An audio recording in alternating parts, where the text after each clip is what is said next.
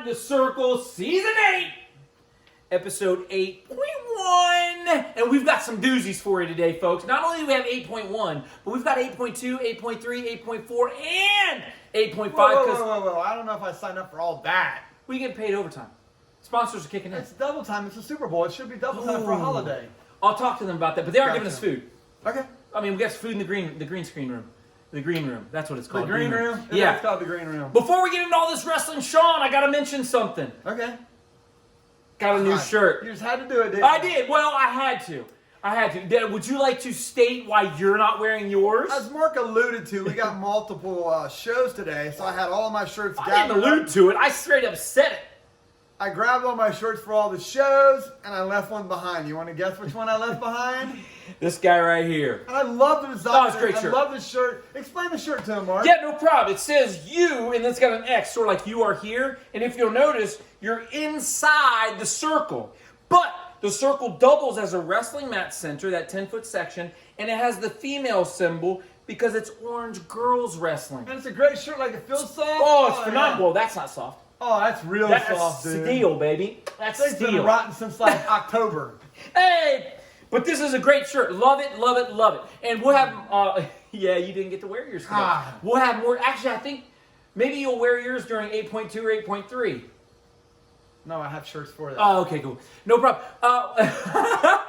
Well, with that in mind, Shawn, we had a lot of wrestling going on. We had teams inside the area wrestling. We also had teams from inside the area go outside the area. We're talking places like Milford. People are like, where's Milford? Carlisle? Where's Carlisle? I don't know where that is. New Lexington had a phenomenal tournament. They've had a year. New Lexington? I just wanted to keep up with your thing. Well, there's no theme. There's no theme. Okay, not yet. Not yet. 4 weeks, Bray? That's right. We had a team out in Buckeye Local. That was awesome. We also had the Riemann Invitational. We had the Bender Duels. We also had we also had some dual meets go down this week. Yeah. And I mean, we had it all, Shawn. But before we get into those, okay, I wanted to kick things off at Ben Logan. Was Ben Logan actually there? No, Shawn. He's dead. I'm just asking. Hey, you never know. It's 2020. You never know. Oh, that's true. You never know. Well, they got the new high graphic highlight. What's it called? Yeah. Anyway, Ben Logan. We did have a couple teams, as Mark talked about, there go down there. Yes. We had Columbus East go down there, and we had Columbus Beechcroft go down there. Boom. Both had pretty good showings. Columbus East had a champion. You want to guess? I know exactly. I don't have to guess, Shawn. 106-pound Salam. That kid is legit. I think he's a senior this year. He is. Okay, good. Because he seemed like he's been on my radar for about 3 years now. And, well, eventually you've got to graduate. You do? I think. You got to grow up one day is what you're telling me? Yes, you do. So he's a stud. Great job. He was a champion at 106. Gotcha. Technical fall in the finals. I think that's his 4th tournament win of the year. He was racking them up in December. Yes. So I think this could be his 4th. Beechcroft went down there as well. Ooh, I like Beechcroft. I like them a lot. Saw them at the Columbus Academy tournament. Yes, they were there. They had a champion. I mean, they had a finalist at 220. Yes. 220. First off, that's your weight class. That is my weight class. And I'm probably going to butcher this name. And I know my boy watches the show. You can help me out with some phonetics here. But it's Elijah Sadaibi. I think that's it. I really Sadaibi. do. He was on our Junior Olympic team and me talked about just a super guy all the way around. Yeah. Send us that tweet or post. What do you send that through? Oh, yeah. Twitter. Yeah, Twitter. I took a picture of him winning at the Columbus Academy. Got his hand raised. And he said, this is what happens when you watch the show. Doggone right, young man. Great guy. So he gave us a shout out, and now we're giving him back a shout out. Is that how it works? Yes. Well, when you make the finals of a tournament, great job, young man. Okay. That's all I'm saying. Good job. That's all I'm saying. Great showing for both those teams. True story. And I think he did some wrestling over the summer. He did. He was part of our Junior Olympics team. Yes. Just a super guy all the way Great around. guy. Plays baseball for the high school as well. Wonder what position he plays. 220 pounds, probably looking at catcher, maybe pitcher. Probably throws down on the 3-bag too, man. Who knows? 6 spot. Come on now, boy. 1, 2, 3, 4, 5. Hot spot. Gotcha. 3rd base. Okay. You ever play baseball? No. Never. Not even in the Little League. No. Can you swing a bat? No. You seen me play golf?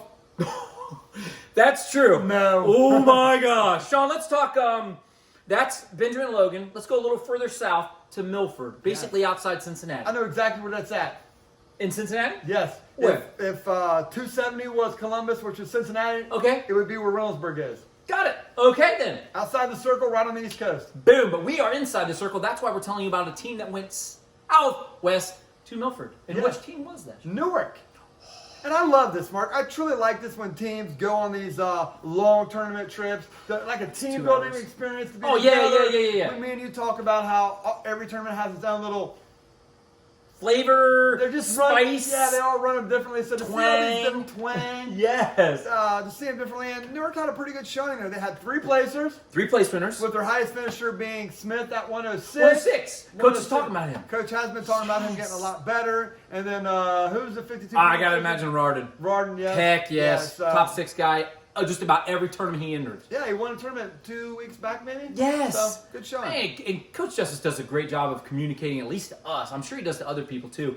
He sends about a weekly email, maybe once every 2 weeks, just communicating on his team. Definitely letting us know what's going on. Yes. And I just like these coaches that go and find these tournaments. Like I said it before, but like go and find these tournaments. How do you find that like Milford tournament? How do you find the Carlisle tournament? That's like, a great coach question. saying, hey, where can I find a tournament that fits in this day? Yeah. As a team building experience. You know what I'm saying? That's good. And it takes a coach with vision to do that. Yes. And there you go. We're building programs, not just winning teams. That's huge. That is true. Shawn, there's another tournament that occurred. Carlisle, I don't even know where that is, to be honest with you. I thought it was out west, but who knows? Maybe it's out east. Bloom-Carroll. You heard it here first. Bloom-Carroll, I don't know how I said it last week. You have been on that. Dang, I said it last week. I was going to say, I think this week, that I think this is a team that's on the rise. Their youth program has, over the last 3 to 5 years, has had numbers, very high numbers. We're talking 40 and 50, which might not seem a lot to a Westerville or maybe even a Marysville, but to Bloom-Carroll, that's a lot of daggone kids. Most kids will probably travel south to Lancaster or north to Pick Central. It's very easy. But they got 40 to 50, and then their junior high program has anywhere between 30 and 40. And now their high school is traveling to Carlisle and placing 4th. You know, they're really starting to get it going back. You know, they actually had a pretty good kid back in the early 90s, around 52 or 60-ish. They've been mid-90s, I think. I don't know whatever happened to that guy. Who knows? Well, I know Ankrum recently became a policeman. I mean, mid-90s, this was though? like early 90s. Yeah, I can't see anybody ever amounting to anything good there. Ever. Never. So, let's talk about these kids, though. Yeah, they have like, what, 8 place winners. Winners. Highest place winner was, and I may have messed this up last week, but I really think I got it right. But this is Colin Willett, placing at 160. He's your champion. Did they have another finalist too? Maybe 3 finalists? I would assume, they had 3 finalists. I would assume Evan Willett's one of them, but maybe I'm wrong. Who knows? Okay. That's the Bloom-Carroll going out to Carlisle. Shawn, let's talk Buckeye local. You got to go to West Virginia. Oh, you said local. Yeah. So Buckeye local is not really local? Not to us. Okay. Well, to them it is. To them it's very local. It's right there. Okay. But why isn't like Watkins local? Watkins is not local. Watkins is not local. Okay. Watkins is past Old Man's Bend. That's not local. A little far away. But Hilliard Bradley, past Old Man's Bend, kept going and actually stayed the night in West Virginia in order to wrestle in Buckeye local. Why does that not surprise me? Me and Mark joke about this, but seriously, they wrestled some of the craziest out of the middle of the nowhere schedule any team east of the Mississippi. I think John Riggs is trying to eventually, before he retires, is trying to hit a tournament in every county, and he's doing a great job of it. He's probably got 2 counties left. He's trying to solidify this. Well, Shawn, Hilliard Bradley walks away your team champion. As of right now, we do not have results. Couldn't get a hold of the Buckeye Valley coach or the Buckeye local coach. But know this: their Facebook, their Twitter, all about how they were the team champs. Awesome. That is awesome. Hilliard Bradley. Hilliard Bradley. What'd I say? You said we couldn't get a hold of Buckeye local coaches. Yeah, that's what I'm saying. We couldn't get a hold of them for the full results. But then you switched. That's true. Bradley. I just wanted usually the head coach of the team. I haven't done it yet. S-Pen 1945. Usually the head coach of the guy running the tournament has full results on the program. He can send them out. But I also reached out to some people, Amy Wood, to find out if they could give me some results. She's really good at that. I know she is. She's great. She's on top of it. Let's talk. That's Buckeye local. I want to talk New Lex. This is a very tough tournament. And I mean a very tough tournament. I mean, it's deep, and the teams that they invite are strong, and there was a time, I think, that you had to get invited to this tournament. Like, truly get invited. No, true. Graham had been there. Yes. Yeah, they have had some really good teams there in the last couple of years. Well, who are some of the teams we had go down there, Mark? Well, Shawn, we had Lancaster, who placed 3rd on the strength of 6 place winners. 6 place winners? Yes. We also had Licking Valley, who placed 5th. I think they had 6 places. Yes, they did. And if you watch Periscope today, Dublin Jerome finishes 7th on the strength of 4th-place winner Shawn. That's a good I know, that's great showing. On a tough tournament like that, that's awesome. Well, tell us some of the champions we had there. Well, we also had DeSales and Granville come through there, too, so you're going to probably see some champs in there. Let's talk Lancaster real quick. 6th placers, two champs with the Egan. Reed got 2nd, so good showing for them all the way around. And so that was great. Licking Valley had Dotson win it. Beating Matthews from Highland there. Yes, very tough. And we talked about Matthews from Highland earlier. He is a very tough individual. And I'm not going to say Terry crushed him, but I'm just saying that's a pretty doggone good win. Oh, no, that was Dotson that beat him. Sorry, 15-8. I'm sorry, Terry won it, though, from Granville. 52. Who else do we have? We have Potts. Cole Potts. Any word on Pans? No word on Pans yet. Still funny to me, though. It is still funny. From DeSales win it. Shawn, that was pretty. Dublin Jerome was the one we missed. They had 4th-place winners, top 6. They had Wagner. He gets 5th, who just won a tournament earlier. And in this tournament, I'm almost positive. That pool thing? Yeah, if you lose in one of those first rounds, the best you can get 5th. I know. But Wagner finishes 5th. 182 Fleury finishes 5th. Kavinsky finishes 2nd at 195. And then the guy that we've been talking about a lot recently is 220 Huber. 195 is starting to fill up. 195. I just keep hearing some things, man. 195 is like going to... You're talking about going back last week, all the shifts? I'm just saying there's some shifts coming, and 95 to me looks like... This is because you've been talking up 220 all year.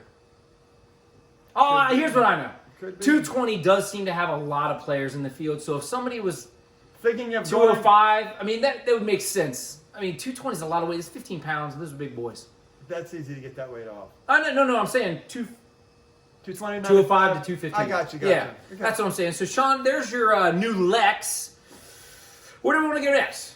We go to the Riemann Invitational. Oh, wait. Before we go there, let's talk about... I want to talk about one thing. Bender Duels. That's right. I want to talk about the Bender Duels, and here's why. Last week, you mentioned a new team coming into the top 10. You surprised me with going with the top 10. And we mentioned the top 10, and we put Mount Vernon at 10 and slid in at number 9, Watkins Memorial.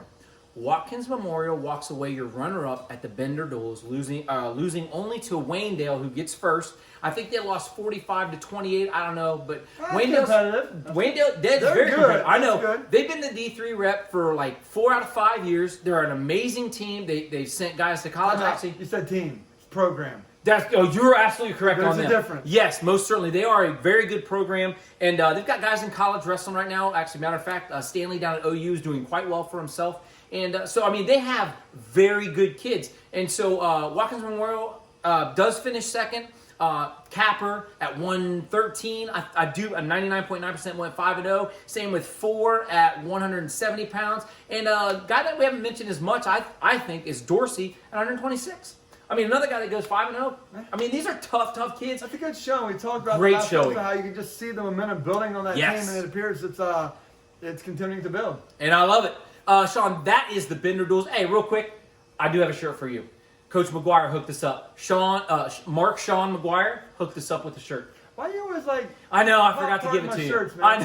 You got this. Like, look, he's got this drawer over here. He's like, look at all these shirts I got. And I was like, dude, there's like 300 shirts in there. Why do you have 2 of everything? I was gonna say, look at this, or look at this. Yeah, it's all coming together classic. now. Shawn, let's go straight to the Riemann Invitational. Great tournament. I cannot speak highly enough about these people. They again rolled out the red carpet. It just speaks to who they are. And the Riemanns are a great group of people. And the speech at the beginning, right before the finals, I'm just thinking to myself, dude, that is Mr. Riemann. Just a great guy. And I thought it was cool when he said, this is the toughest part of the day for me right here.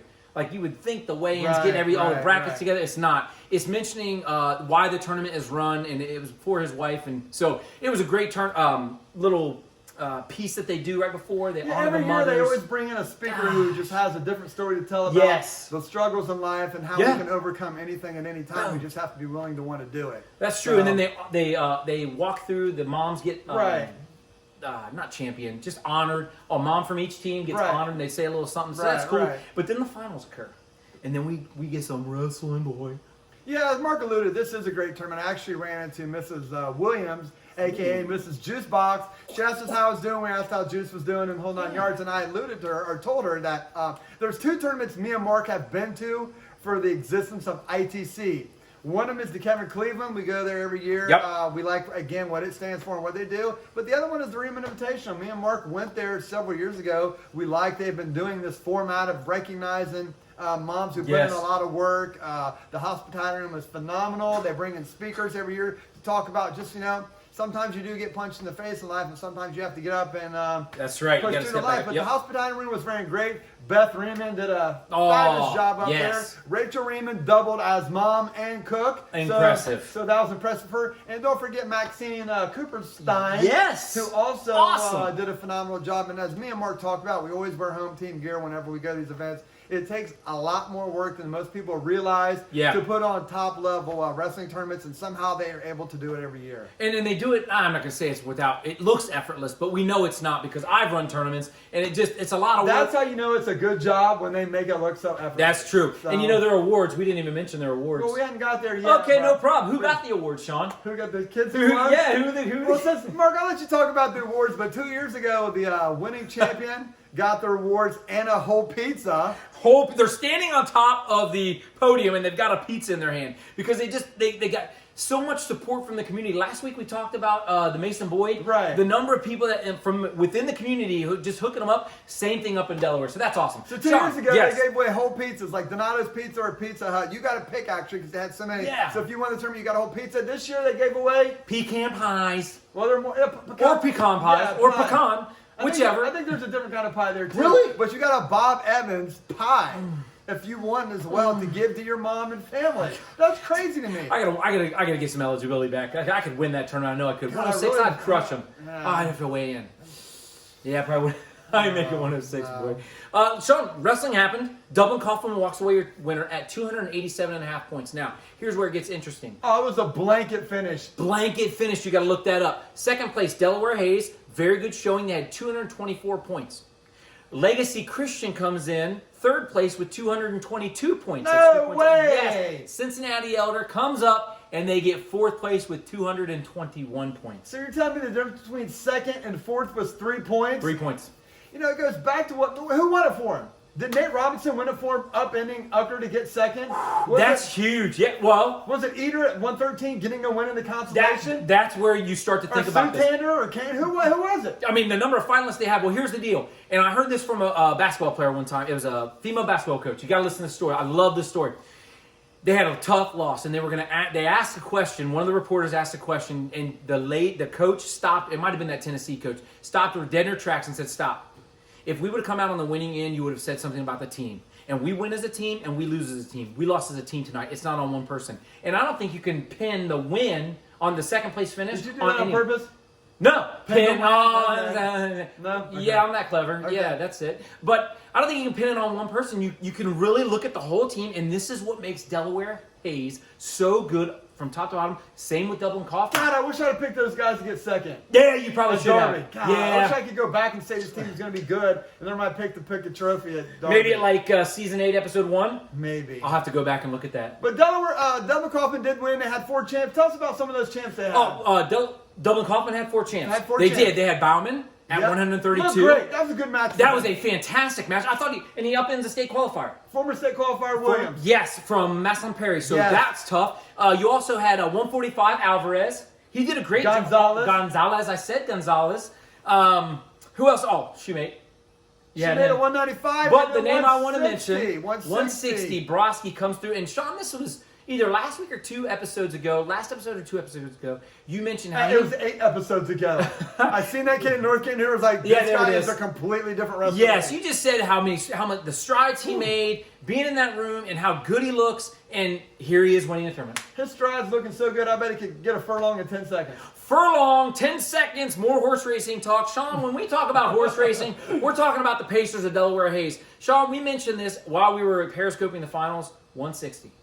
You keeping track? Yes. 170. Yes. 182. Yes. 195. Yes. 220. All finalists they had at that tournament. 5 straight finalists? 5 straight finalists. They had a guy at 45 get 3rd or 4th. He was going for 3rd. I know that. So, I mean, this team is really coming together. They really look good. And how many champs they have out of those 3? That's a great question. Out of the 5, I think they had 3 champs. Okay. And I really have to think about this. Okay. May. Yes.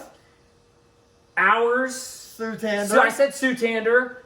Nate Robinson. Thank you. I got to learn the names, man. They're not sticking with me, right? Hey, I've been spending about 5 weeks. Stop. No, stop. I've been spending 5 weeks trying to figure out the Jude boys, Tyler and Trent. Okay. Figuring out who's who. It's taking everything I got to figure that out. Yeah, and then they switched weights halfway through it. What's up with that? I don't know. But anywho, go back to Delaware Hayes. I want to hear about these guys. No, we're just talking about Delaware Hayes. They did have 3 champs, and they looked phenomenal to me all They day. did. As we talked about them getting second. It's a total team effort, and that's what I'm buying into with those guys going forward. But me and you talk about this a lot on the show. Is Delaware going to have a good team, or are they going to have a good program? They are program-driven people, and I just can see this continuing to be one of those teams in 10 years we're talking about. Man, they have put a heck of a run together. So That's true, Shawn. Those were not the only Central District teams, as this tournament brings them in from all over: Canton South, Massillon Perry, Legacy Christian, Cincinnati Elder. We did have some other local champs. Okay, and I can't wait to mention this one, Daniel Segura. Absolute him. This guy is a freaking stud. A stud of studs. I cannot wait to watch him at the state tournament. The kid is amazing. He pinned his kid in the finals from Legacy Christian. That was Elder. I said Elder. That's exactly what I said. Go back. God. Yes. Somebody, please, somebody. We're taking open interviews here. Shawn, he was a stud. I want you to tell me one thing about that 52 pound. Yeah. 52 pound. I don't know why this guy's not getting more ink from outside the circle, but Gartrell from Davison. Man, I've seen him. They have no clue who he is. They might not. I've seen this guy You heard wrestle it a here couple first. times. I know people are doing like top 9 or top 10 rankings that are not from inside the 270. And I'm like, how do they not have this kid in there, man? This kid is phenomenal. Keep an eye on this kid going forward at 152. That's kind of open in the 3-4 spot there. Gartrell from Hilliard-Davidson. I was extremely impressed. Would he finish up there? He got third, behind Lambers and Segura. That's Getting good. third is like winning most tournaments, but he did it pretty good. He beat Falston from Old Tansy Berlin. That's pretty solid kids in his own right. That's good. So keep an eye on Gartrell. Boom. But then we had finalists. We had finalist in Omar Green. Omar Green. Boom. That's another guy losing the. He lost to Millen. Millen from Perry. which again, getting second to that guy in the tournament, it's like winning another tournament. Dude, that dude's hands are jackhammers. He is a tough physical like wrestler. me. Dude, you got jokes, man. Your comedy is on point today. Anybody else we want to mention from that? was the Delaware Riemann again. Yeah, that's very we can quickly. review. Everything was good. I love they do 5 matches. That's very rare. Yeah, that's most huge. Tournaments run moving 4. right along. Shawn, I do want to mention the dual meet. I want to go back to the dual meet. We had a top 5 dual meet. Dual meet between 2 top 5 teams. Dublin Kaufman and Upper Arlington. Man, why didn't you periscope it? I should have. I did. I thought the momentum started with Dublin Kaufman and ended with Dublin Kaufman. There was nothing. There was no point where there was none. No, never. Pressured on the whole time. Yes. So as we get into the state duels, and you're thinking to yourself, where can we get this match? Where can we get the momentum rolling for us? Maybe if we start at 182, come around. You're not going to find it against Dublin Kaufman. It's going to be very tough to find it against Dublin Kaufman. Very good. Speaking of state duels, Shawn. They're coming up. They are coming up, and the brackets are out. They're out. They are, and real quick, I'm going to mention one thing about D3. On February 8th, we will get to see my Marion Pleasant Northmore dual meet. Are you sure it's going to work out that way? Well, they've got to make it to the finals. Do you know what the seeds are off the top of your head? I think Marion Pleasant's 1 and Northmore's 2. Really? Yes. Wow. So ultimately, my dual meet fantasy from day one, this is going to be it. And that'll happen February 8th, and the winner will go to the... No, how's that work? The winner will go to the state duels. So that's your D3, and we're not spending too much time on D3 and D2 because it's so spread out. I don't really know. All over the place. I don't know enough who some of the opponents are. Like I look at some of the opponents that the D2 guys are wrestling. I'm saying I didn't know that was a school. Right. So there's D3 and D2 as best we can. But let's talk D1, Shawn. Region 5, Region 6, and when the brackets came out, where are they at? Marysville, and they'll be Upper Arlington. Darby. I said Darby. That's exactly what I said. Hilliard Darby. Okay. Yeah, so you could technically, real quick, you could technically watch some of the first rounds at Hilliard Darby and then head up to Marysville to watch the finals. Or you could go out to Marysville. No, it's closer than you think. I don't know about that either. I think the most exciting one, if you guys don't have a dog in the fight per se, would be at Hilliard Darby. Gotcha. That's a phenomenal bracket to me, team race. Yeah. Where I think there's a lot of things could happen there. Who do you see the top 4 being in that one? Well, coming out in the top 4, it's kind of crazy. You're going to have Upper Arlington, you're going to have Hilliard Bradley in the top. So those two going That's what you have coming out in the semis. Yeah, in the semis. Okay. And here's the deal. Hilliard Bradley sort of wrestles that out of the way schedule, and you don't really know all their guys. But here's what I know. If there's one thing I know about John Riggs, he'll probably enter every kid that he possibly can weigh in and make the shifts necessary in order to put his kids in the best position to win. Okay. So it's going to be them versus Upper Arlington, and then I would probably go Taze Valley versus Lancaster on the bottom. Having seen Taze Valley and having seen Lancaster, I think Lancaster is going to be too much for them in the end. So therefore, you're going to have Upper Arlington, Lancaster going into the finals. Oh, that's going to be a photo finish there. I do believe that, yes. I don't know who wins that, to be honest with you. That could, I mean, I think maybe you would tilt your hat towards Arlington as Yeah, me being too. a slight favorite. But, man, if they come out flat like they did against Dublin Coffin, Lancaster's going to beat them. I mean, there's no two ways I think that's a great way to say that. And I think it's going to be so competitive from the semifinals on at that region that I would go watch that region if they're, like I said, I had no dog in the fight for people who are maybe thinking about going to one of those spots. I would go to Hilliard. Okay. Just me. But we do have another region going up in Marysville. And what we know about Marysville is they won phenomenal wrestling events. Yes. And I love that. Okay. But tell us the top 4 teams. How do you see it? Oh, man. Okay, I got you. I see what you're doing here. You're putting it on me to say what I normally have you say. Well, for this Region 5, I would say Marysville in the semifinals is going to be taking on Watkins Memorial, a team we just finished. No, you're on the wrong side. Marysville taking on Watkins Memorial. No, you're on the wrong side. Followed by Delaware Hayes. Oh, my bad. Yeah, see, this is Dublin Coffin. This is why you're here. This is why he asked me the questions, just for everyone who wanted to know why I'm the guy. My bad. It's at Marysville. And you know what I saw? I saw Shamrocks taking on Watkins Memorial. I don't know why I was saying Marysville because it's at Marysville. But you're going to have Dublin Kaufman taking on Watkins Memorial. And then at the bottom, and I think it'll be a pretty good match, Delaware Hayes versus Marysville. And a rematch of the first dual meet of the season for both. And how did that go? It went towards their members in the auditorium. They had the spotlight. That's right. But we know when we look at these matches, how do we make them entertaining and how do we talk about it? You know, we could have a quarterfinal matchup there with Westerville South and Dublin Coffin. We could get Morton Brodsky. Oh. We talked about, Powers, Falston. Yeah, 52. Well, yeah, 52. And If we get a Berlin, Marysville matchup, that 52-60 stuff we could get. And at 220, maybe we get a Huber against Top, which we are going to get. Yeah, you're going to get that. In the first round of the bowl. If they both are healthy, if they're both healthy, they're both wrestling. So in situations like this, you try to find value in the duels. Yes. And there are maybe 7 or 8 matchups during the duels throughout the day that are going to be what we consider derby matchups in a month. And yeah, I was about to say, and given the fact that the sectional district tournament is right around the corner, you're going to want to have these matches. There's no adjusting going on right now. You have to know, hey, can I get off on bottom? Hey, can I ride this guy for 30 seconds if I need to? I need to know that now. Because if I find out at the sectional semis or even the district semis, oh, that's not the time to find out. You got to know now. If Delaware makes it to the finals, we could see a rematch of Kane and Brodsky again. That'd be huge. Who's making the adjustments? Who's making the adjustments? That's a great question, Shawn. Well, Shawn, I got news for you. Okay. That's this week in review. That's looking ahead at the state duels. That's all we got? Yeah. We're not doing a top 10. We're not doing the top 10. As Mark said, stick around. We're going to break down every sectional and how we see them unfolding and who the favorites are and go from there. Most certainly. And now you are inside the circle.